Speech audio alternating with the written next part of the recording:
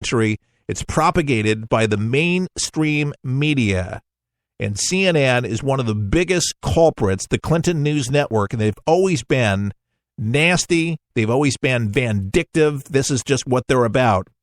So here's Donald Trump about Nancy Pelosi and how he feels. Well, I've been watching Nancy's statements, and I think she's incompetent, actually. You know, if you look at what's going on with the Democrats and the party, it's getting smaller and smaller. You know, in a certain way, I hate to see it because I like a two-party system, and we're soon going to have a one-party system. I actually think a two-party system is healthy and good, but she's done a terrible job. Well, I don't think she's a good spokesman. She's certainly wrong. There are those that say I've done more than anybody in 100 days. Hey, look, just at the money I've saved billions and billions of dollars. I brought Ford back from Mexico. Ford was going with a massive plant. I brought Fiat in. I'm bringing in all these incredible countries. You've been reading about them on a daily basis. They're all pouring back into our country. I mean, there are those that are saying that I've done just about more than anybody. Now, when you add our health care that's going to be coming out soon and will be a really good health care as opposed to Obamacare, which is a total mess, if you add the tax cuts that we're going to be doing as soon as we finish health care, that'll come out very soon, the big tax cuts for business and for people, for middle class, tremendous cuts, and for everybody.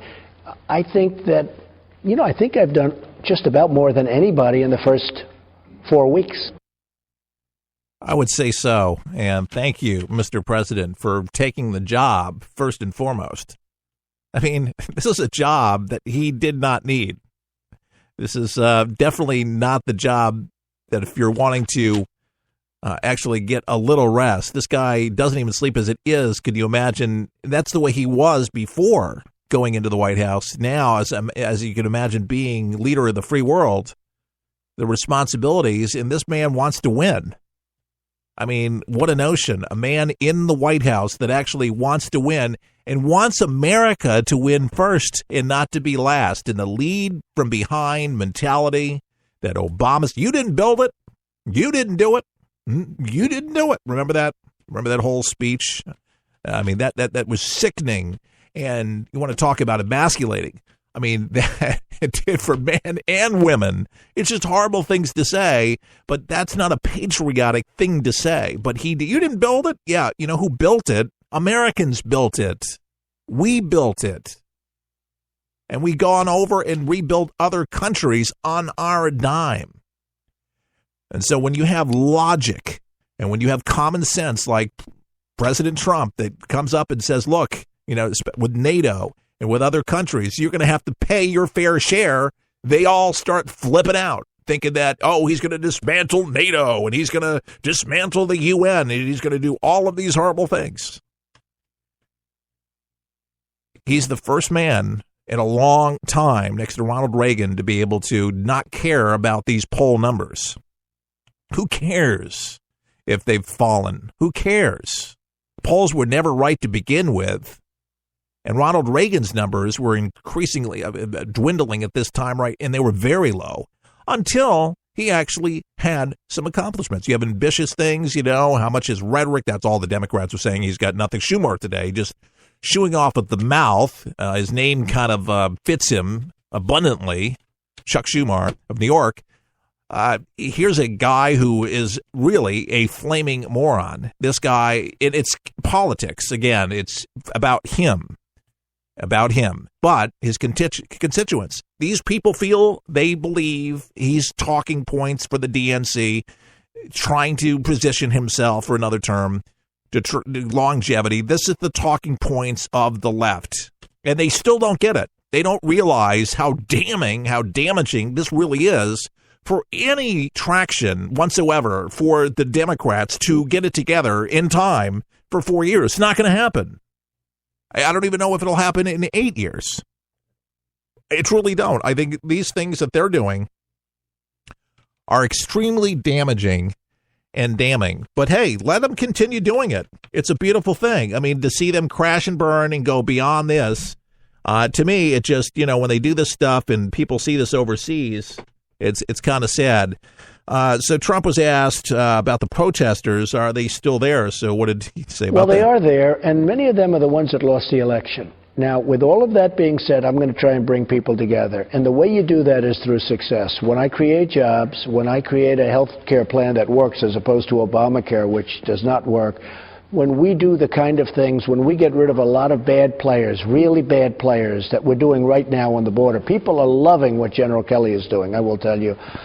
All right, 9 o'clock tonight, we're going to have Trump. He's going to address Congress.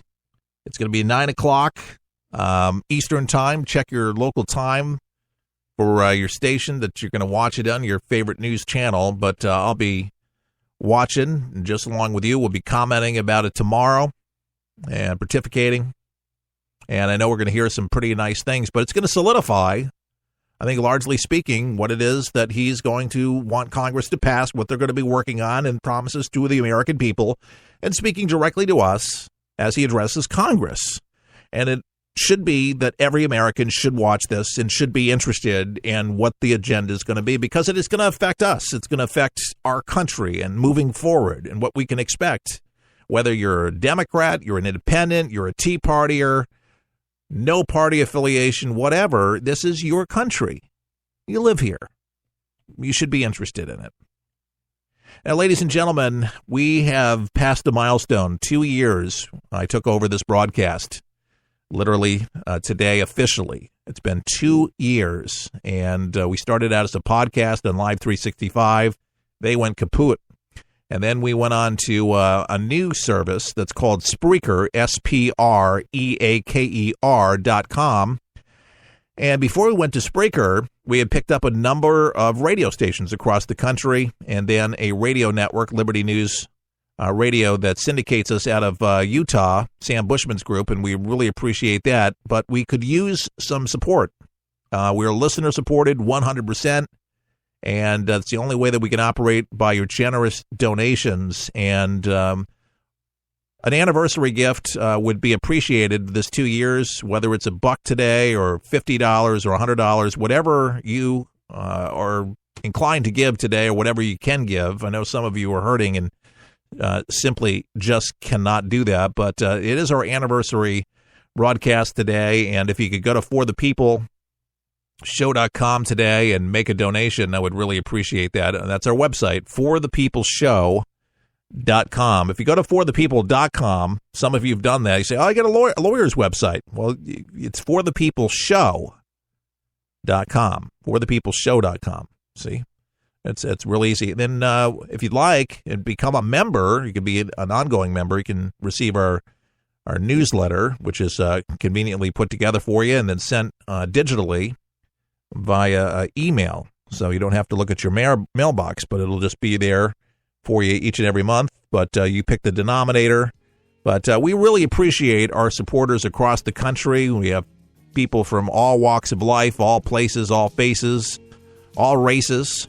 We're all American, and we all really do want a better America for all of our families, for our future. Isn't that what we want? I'm Keith Allen. We'll be back with more For the People. Visit our website today, won't you? We'll help you survive this thing called life. We're for the people, for the people, for the people is there. For the People has a new way to find us on the web. Just go to forthepeopleshow.com. That's forthepeopleshow.com. There you can listen to our daily podcasts. When you can't find a radio station that carries us, you can even listen to past shows at forthepeopleshow.com. You can also find our bookstore, where you can order 24 hours a day at the People's Store. Just remember, forthepeopleshow.com. Click there now. For the People is on the air for you. Each day we strive to tell it to you straight, not watered down, so you can know what's going on each day. Our show is different from many of the others on air. We're not afraid of the PC police, and we explain our position, at the same time understanding the left's position and what we can do to further a conservative agenda for America. For the People is listener-supported and relies on listeners like you to help us get the word out. So, if you like what we do and want to help For the People, sign up today at our website at forthepeopleshow.com. That's forthepeopleshow.com. Your support allows us to report the news fearlessly and guarantees our survival on the air. As a thank you, we'll send you our monthly newsletter with commentary and money-saving tips. Can we count on your support? Thank you for helping America. To become a For the People member, log on to forthepeopleshow.com. Now,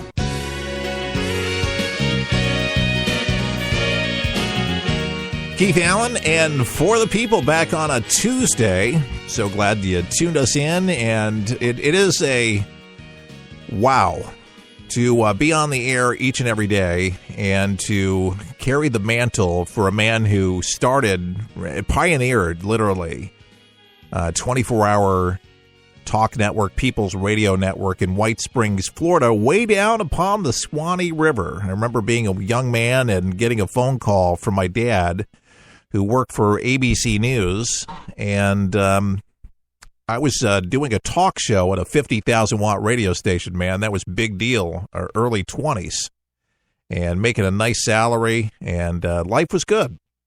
And I get the phone call from my dad, and he said, Keith, have you ever heard of White Springs, Florida? I said, where's White Springs, Florida? Is that like on one of the beaches? It wasn't one of the beaches, no. Yeah. You have to experience to understand it, but it wasn't Memphis. It wasn't Los Angeles. It wasn't New York City. But he explained it to me. Now, my dad, he was an engineer, and he knew Chuck from WMCA. He was actually instrumental in getting him on the air back in the 80s.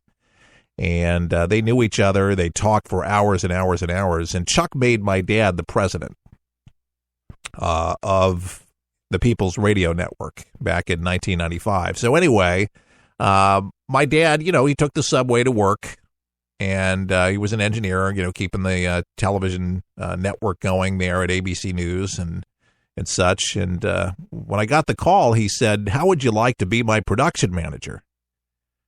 And I said, well, I'm a talk show host. He goes, well, there's opportunities for that. And opportunity did open up on the network for me and for the future. But I said, okay, I'm interested. And only because to work with your dad professionally speaking, I mean, I worked at the radio station in New York, but it wasn't for very long, a couple years. And but many years went by. And I said, well, what's the salary? And it was not bad. But to spend some time with my dad, and I'm so glad that I did, because I lost my dad 3 months after taking the position.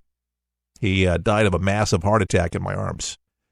And he had 98% blockage in his arteries, smoked and bad diet. And he promised weeks before it happened that he would try to cut back and get on a diet and start eating right. But he blamed Miss Helen.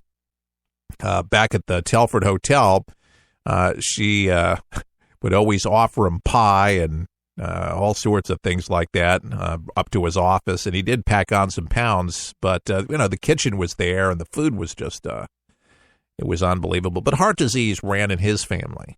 And, if it does in yours, you have to, know your numbers, get checked, make sure that, because it can creep up on you. He said that he felt great that day.